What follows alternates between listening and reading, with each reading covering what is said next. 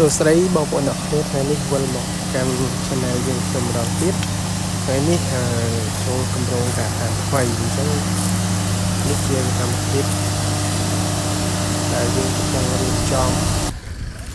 ការងារខួងដងដើម្បីផ្គត់ផ្គង់ទឹកនៅក្នុងការដ្ឋានថ្មីដោយសារយើងឆ្ងាយពីតំបន់ប្រភពទឹករបស់រដ្ឋអញ្ចឹងយើងផ្គត់ផ្គង់ទឹកដោយខ្លួនឯងយើងប្រើខួងជាដងស្នប់យើងប្រើម៉ូទ័រវិញ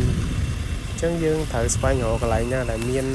ទឹកច្រើនដើម្បីជួយផ្គត់ផ្គង់នៅការដ្ឋានទៅគ្រប់គ្រាន់ហើយនេះផងដែរខ្ញុំជ្រើសរើសម៉ូទ័រ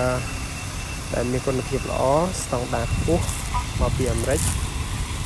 ដើម្បីជួយជំរុញទឹកពីបានដងដោយសារដងយើងវាជ្រៅដែរគឺចូល100ម៉ែត្រដែរអញ្ចឹងត្រូវការម៉ូទ័រខ្លាំងហើយមានស្តង់ដារខ្ពស់ជៀសវាងខូចដងញឹកញាប់អញ្ចឹងសកម្មភាពពួកជាងកំពុងស្វាស្វែងខំប្រឡាក់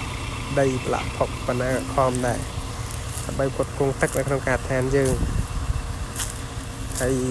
ពួកគាត់អត់អូនត្អែទេដើម្បីនេះក៏ដើម្បីនិយាយទៅផ្គត់ផ្គង់គ្រួសារគ្នាទាំងយើងទាំងគាត់ខំដូចគ្នាហើយទោះមិនក្តៅមិនភ្លៀងវិញក៏គាត់អាចសម្រាកបានដែរក៏មិនជាអាជីពរបស់យើងហើយនេះគាត់ខំស្វាស្វែងណា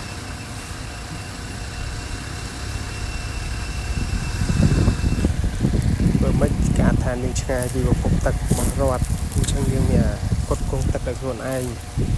ហើយសូមបងប្អូនរីករាយទស្សនារហូតដល់ចប់វីដេអូហើយវីដេអូក្រោយខ្ញុំនឹងបង្ហាញនៅវីដេអូថ្មីតាក់ទងការរៀបចំការដ្ឋានហើយនឹងបន្តរហូតដល់ចប់ការដ្ឋាន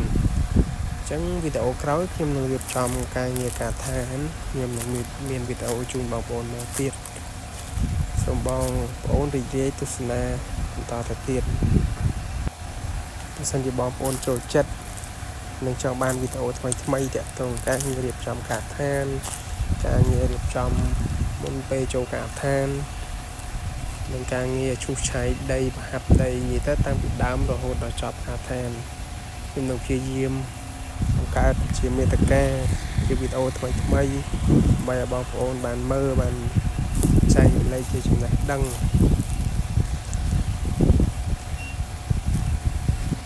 តែដើម្បីជាការលើកទឹកចិត្តដល់ខ្ញុំដែលបង្កើតវីដេអូចែកជូនបងប្អូនទស្សនាសូមលើកទឹកចិត្ត